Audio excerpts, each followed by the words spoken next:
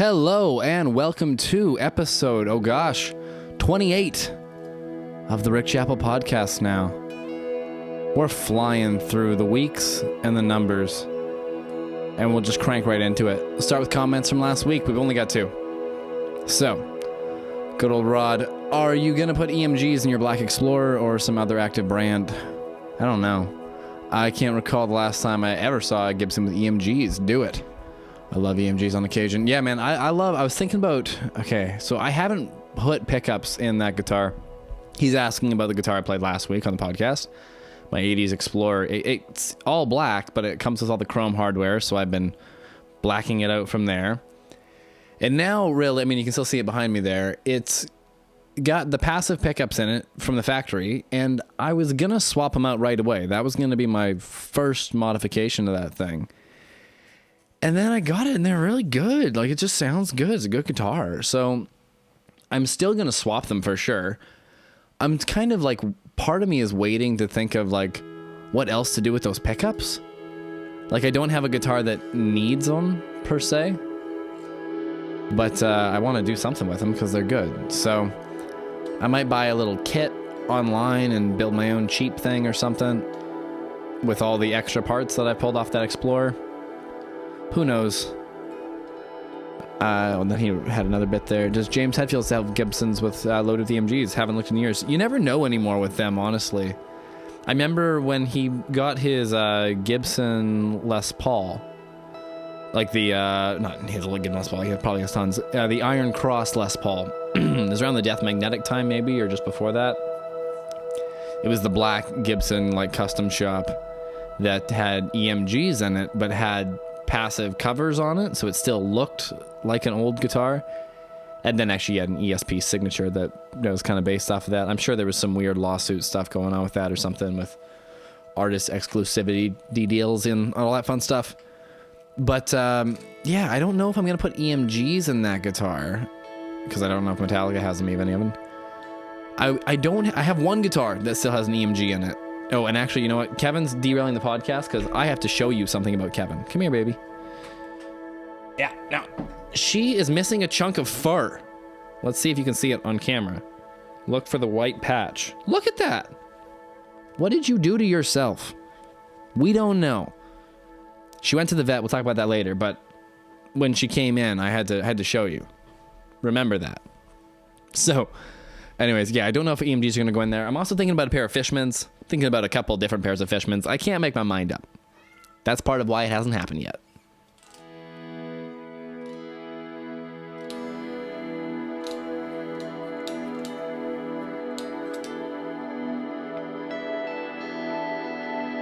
This guitar, for those curious, is in a very odd tuning, in that it's in an octave up tuning.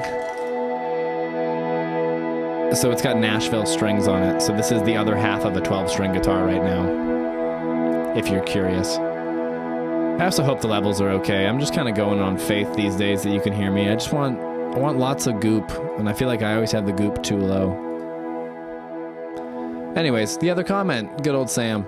Kevin's participation was epic. Dude, Kevin last week just sang along to Purple Rain. And as cute as that may sound, she mostly just interrupted Purple Rain, but it was the worst version of Purple Rain I have pulled off in a long time. So, hey, thanks, Kevin. Maybe she made that part actually bearable. But what else is on the list this week? There's comments. We didn't have tons. But I do have a few things written down here. Sub update. We're not at 600 yet, but what are we at? Because it is growing slowly. We're creeping up on 6. 571. 600 will be our next celebration. We're growing. I need to post more videos. That's always it. I was going to do overdrive reviews, but I very quickly realized I don't care about overdrive pedals. So, I don't think I'm going to do that. I will keep doing amp sim reviews, though, because those are fun, and you can make music with them. Like the whole music, not just plug it into an Axe Effects and then use an Axe Effects for the rest of the sound, you know? It's part of why I don't think overdrive review videos are all that useful, you know? Your rig and your guitar pickup level, all these things matter so much. So unless you have all these things, Probably pointless reviews. Anyways, next up. Okay, I have a photo evidence of this that I'm going to show on screen at some point in the edit, if I remember. The work story for this week for y'all is good. I work at a guitar store because I'm a guitar player. But the perk of working at a guitar store in a small town is when something cool is sold, there's a good chance it's going to come by at some point. The new owner might bring it by. The person who wants to sell it might bring it by. You really never know. And am I ruining this? Is it really just way too much echo this time? I'm getting in my head about it. Anyways. I'll turn it down just in case.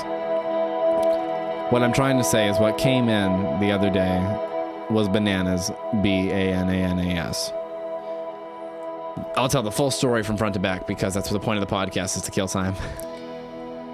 I took the initial phone call, and it was a gentleman who called in and said he had a few instruments to trade in.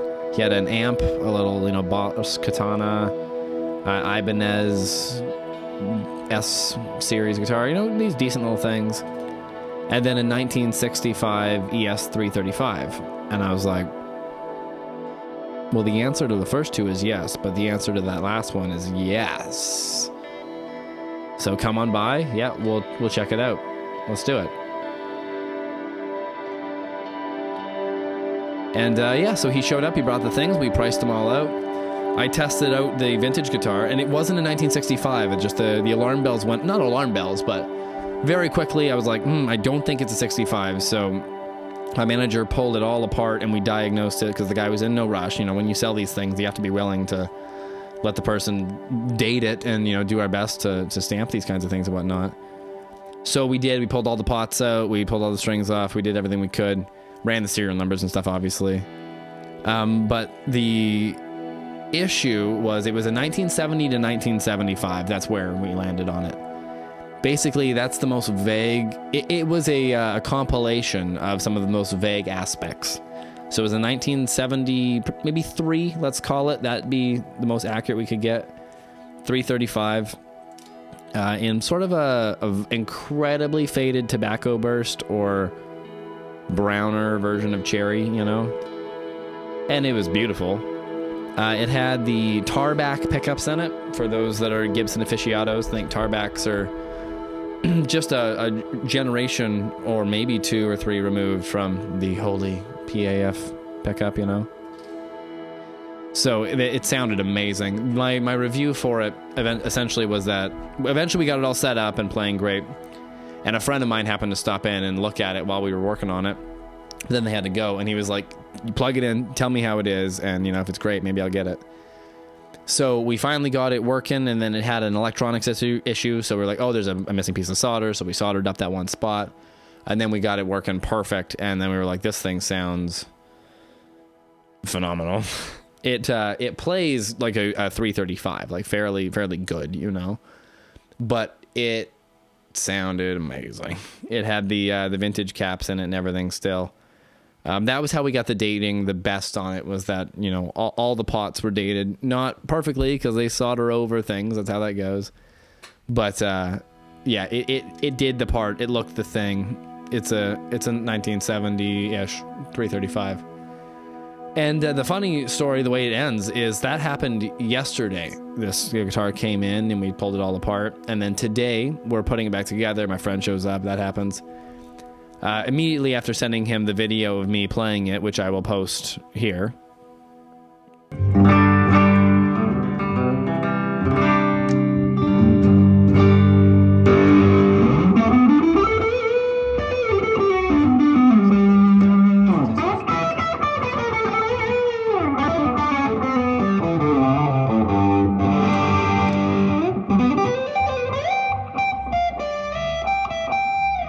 And he was like, yep, done.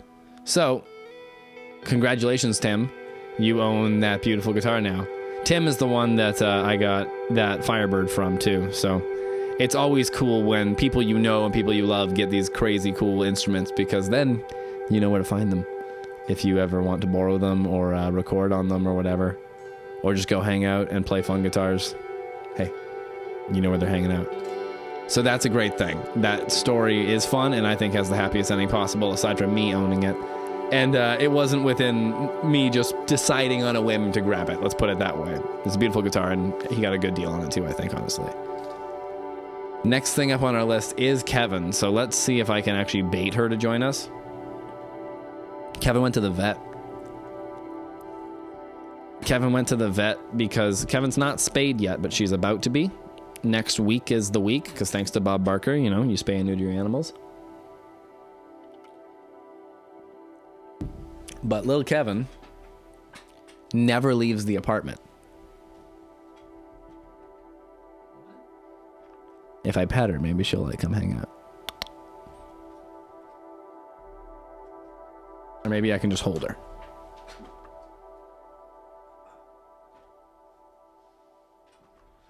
She doesn't like it when I talk and hold her. That's the sad reality of why she's rarely on the podcast. But we'll do it. You can see the patch of fur. So, because you can currently see the patch, you're just going to go. I get it. Cats. I'll start at the beginning then. So, I took Kevin to the vet. She attacked me to get into the carrier. These are things that you expect. It's kitties. But then when we got there, she just screamed the whole way in the car, and then in the waiting room, just murping away. And eventually we get into the vet's office, and as soon as she's out of the thing, she's still meowing away because she's looking around for something to do. But then very quickly, she decides that there's no way out of this, and then just gets silent and goes on the little mat that they are checking her out on, and it's just shrinks up into a little ball, tries to hide her face. There's the photo. Literally, they're giving this cat shots, and she's just doing that. Just pretending you can't see her. Everybody's losing it because she's cute. And then once all the vets leave and it's just her and I again, she hides. So we're going to play a game I like to play called Spot the Kevin. Kevin is in this photograph. And in a couple seconds, I will reveal that Kevin was there.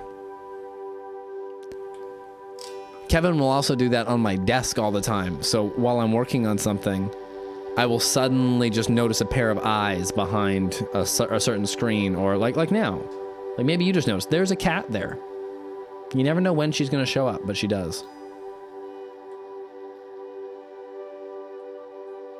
And then this morning, we keep it linear.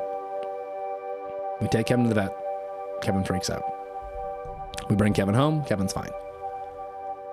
The next day, Kevin pees on the couch for no reason. Just while I'm right there. I'm like, oh, you're still mad. You're still mad at me. Cut to this morning, Kevin wakes up with a hole in the back of her head. So I don't know what's going on with this kitty cat. I don't know if they shaved a little piece and I didn't notice till just now, or what. But yeah, she's going in to make sure there's no future Kevins soon. And that'll be a good thing, right? Now, the other thing I was going to talk about, I should have mentioned this last week on the podcast, but I didn't. Part of the whole point of the podcast is to talk about the other content I make. So if you miss it, you can go watch it.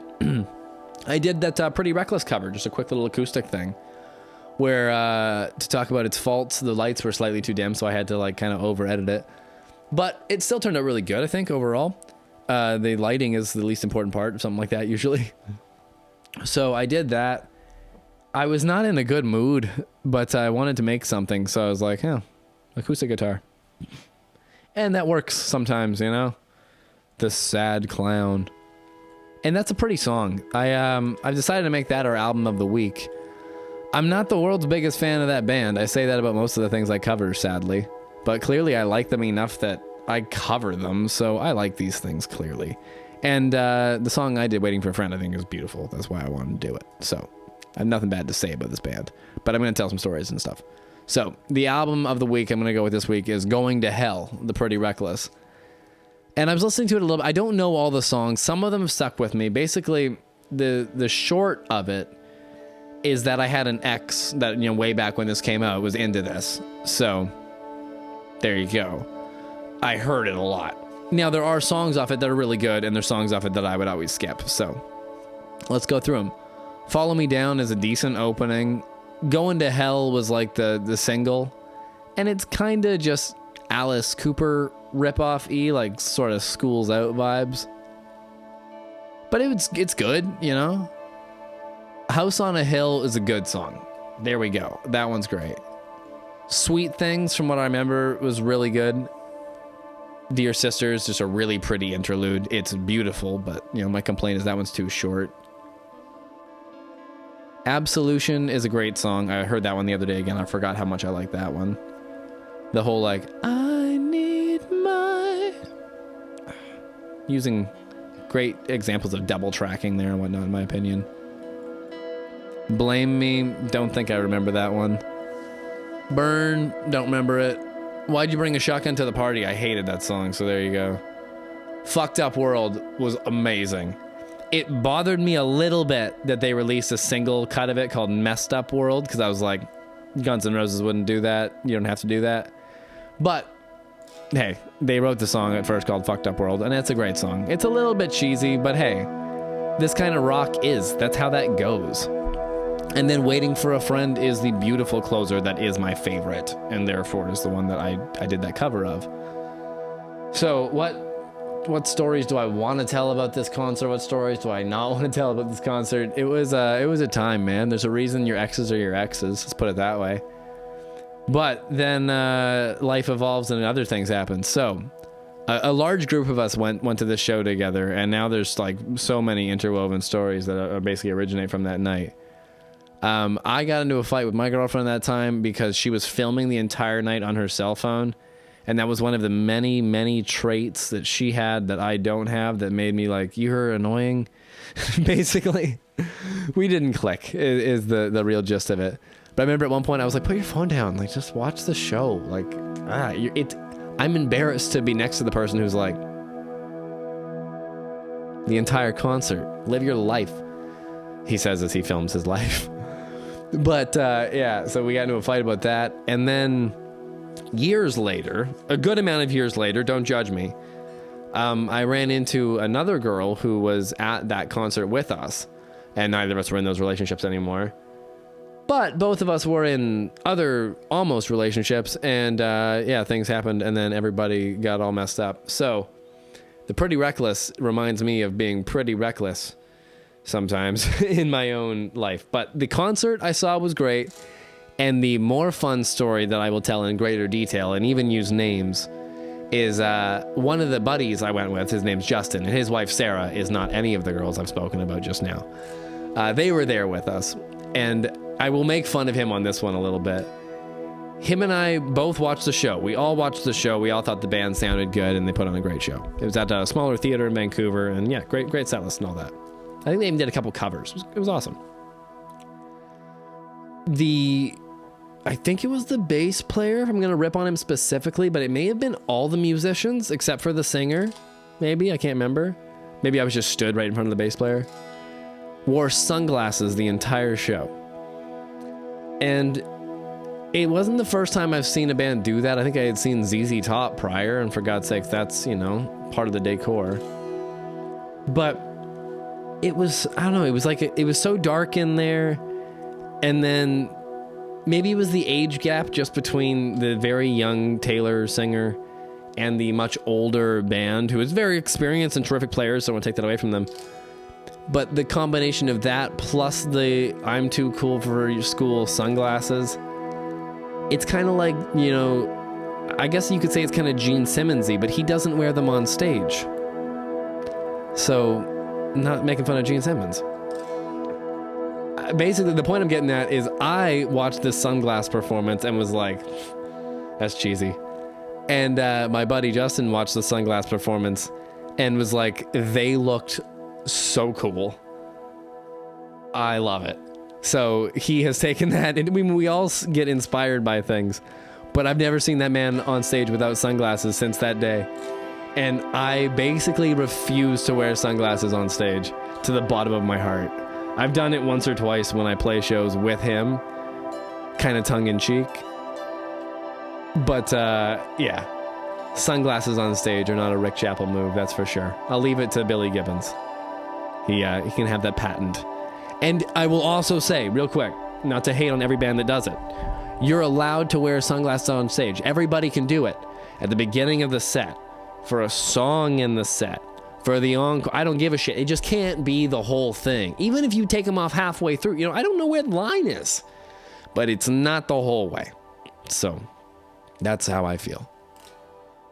And that's my story about the Pretty Reckless. What else is on the list? Oh, I was also, okay, so I've been thinking about all kinds of things from the past, like, you know, the Pretty Reckless show and all that, and this album. And I was reminded of a song of mine that I wrote on camera. It was actually, well, that was way louder than I thought it was going to be. It was one of the first things I wrote on camera. I guess I have like iPhone clips and whatnot, you know. But I made a point of trying to film myself writing a song kind of thing. And it's on YouTube. I think it's called a Song in a Day Challenge, Bittersweet, because that's the name of the song. And yeah, I found myself listening to that thing the other day. So I remixed it a little bit and I rewrote some lyrics, even though I didn't re-sing it. And it's a great song. It doesn't fit on the new album or anything, but there's no reason I shouldn't finish it and get it out there. So I'm thinking I might... it's looking, I mean, the album's going to come out this year. We all know that. But I'm also trying just to do more stuff just to, you know, keep music on the brain while I procrastinate the album a little bit too. So I've been doing that ambient stuff here and there, which is great. That's adding up to be probably an EP's worth by the summer. So that'd be fun. And then I also want to do this single, maybe, Bittersweet. Could be a neat song. I don't know if it would come out before or after the album. It's not part of the album, that's for sure. I just kind of wrote it around that time, and I don't know, it fits-ish, but it doesn't fit, so I feel like it should still be out there. And hey, more releases are more releases, right?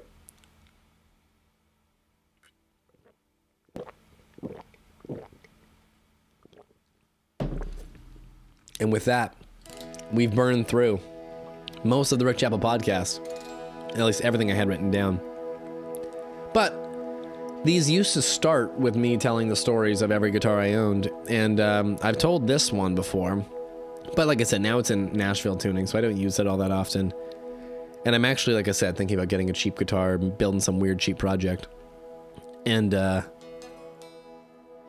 maybe part of what I want to do for a cheap project is get the Nashville strings on that cheap project. That way I can put regular strings on this again, because this is a great Strat. It works great for the Nashville stuff, because any guitar would work great for it, I think. But I miss playing this guitar in standard tuning or open C or whatever I felt like doing, you know? It's a great guitar. So I'm on the hunt for maybe, I think I'd love, if I could design the perfect thing to walk through the door at work that was $80 or $180, it would be a Telecaster maybe, or an Esquire. Probably an Esquire would be the perfect one. And yeah, that hasn't happened. I doubt that's going to happen anytime soon, but if it does, I'm ready for it. And that'll be the guitar that will get the Nashville strings, and then this will be a Stratocaster again. This is my Mexican Jimi Hendrix Strat. I guess I should just introduce it real quick for those that haven't seen every single of these 28 episodes. It is a 2015. I got it secondhand from a friend of a friend, basically. Old buddy of mine from high school, James. A girl he introduced me to. Her boyfriend. There's the turnabout way. He was learning how to play guitar, I guess, for a while, and then he learned, I think, but he bought a few, and then this one he didn't gel with, I think was the story I got. And it's great, man. I love Jimi Hendrix Strats. The reason I love this guitar, and even though, you know, I put the Nashville strings on it because I wanted to try something different, I could never sell it or like fully get it out of the collection, even though I took it out of standard tuning ability for a while. Because my first guitar ever, like, I was rented one for like maybe 2 or 3 months, maybe 6, I don't remember, when I was very little, but it was an acoustic guitar and I couldn't even reach around it, so I didn't play it at all. So my first guitar, in every real way, was a Squire, you know, a little starter pack, white Stratocaster. And the reason I wanted a white one just, so bad, was because of Jimi Hendrix. So that guitar, I mean, it's your first guitar. You end up taking it apart and rebuilding it, and I painted it a couple times and all that stuff. I still have the body in a bucket if I ever feel like doing something with it. Maybe I'll put the pickups out of the 80s Explorer in that. But it's all, I've sanded it down and repainted it and sanded it down and repainted it and done it by hand and done it with a Dremel and done it with all these things when I was a little kid. So it's destroyed in a lot of ways. But I got this guitar kind of to replace it because it's a white Strat that is even more Hendrixy than that one. The things that make it Hendrixy are the flipped headstock, which I find comfortable just to grab the big knob there. But what that actually achieves is this string, your low E, is longer just because it would usually stop there, but it now stops there. So even though that is after the headstock, or not, sorry, after the headstock, sorry, after the nut, you could argue how much extra tension it adds because of that fact. But the reality is break angle matters. Maybe not upon initial strike tension, but upon bended tension, in my opinion, because then it becomes more cumulative. You're fighting against that and that. So hopefully I use the right words to describe these stupid effects of tension on guitar strings. But it does add up, in my opinion, and it makes this Strat in particular really, really good for open C, because that extra length I find is a little extra spank, and then you tune it down to C, and you can, it evens that out in a lot of ways. So I usually put a 10 to 52 on this, like everything else, and huck it in open C. So I am very excited to do that, probably after the long weekend. And with that smooth as transition, it's a long weekend coming up, so happy holidays. This will get posted on Sunday for all of us in Canada. That's the long weekend. Analytically, there's probably 50 to 80 of you watching this at all. Of those 50 to 80, I think 70% of you are in the US, so you don't give a shit about what I'm about to say. But we have a holiday called Family Day here in Canada. I don't remember how old it is. I know it hasn't been around my whole life. I guess I should make a point of like messaging my grandmother. That's something you should do on it. I don't know. I didn't grow up with any traditions of this one because it's new. But it has been out for, I want to say at least 5 years now. Watch, somebody will tell me in the comments it's been a decade and I'm just old. Hey, almost 30. But yeah, Family Day. So I'm going to go to the movies. I feel like that's something to do. Want to go see that movie Argyle because there's a cat in it. And I like cute things, so there you go.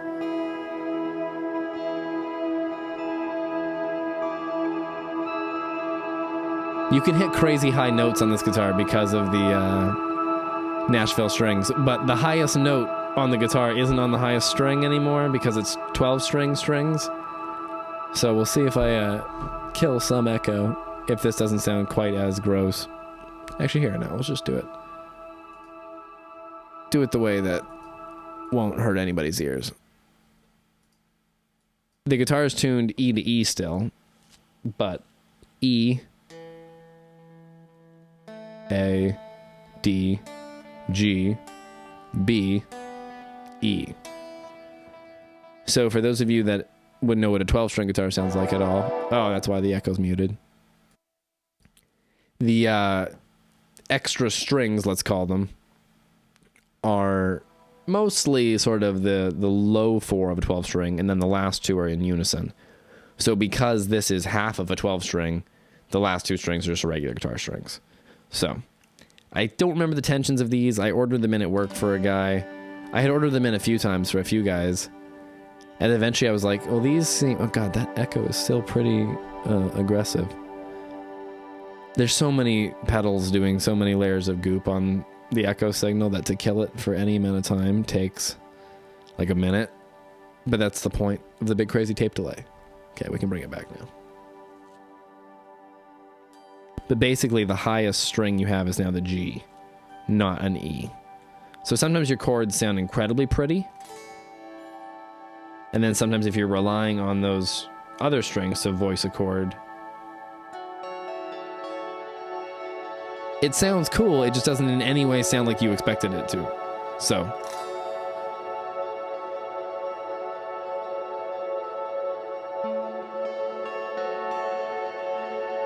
you end up with different sounds, and that's part of the fun of different guitars. So that's why I don't want to just lose the Nashville strings either. And with that, we've hit our half-hour mark, basically. I hope this podcast was mixed okay. I'm always paranoid about these things. We're on season 2. We're calling it year 2. Half-hour episodes. I'm sure right around this time, there's probably some videos on the screen you can click on. One of them will be new-ish. The other one is something I've done that the computer thinks you'll like. So if it's sad, maybe you're sad. If it's happy, good for you. I'll see you next week. I've been Rick. You've been wonderful. See you next time.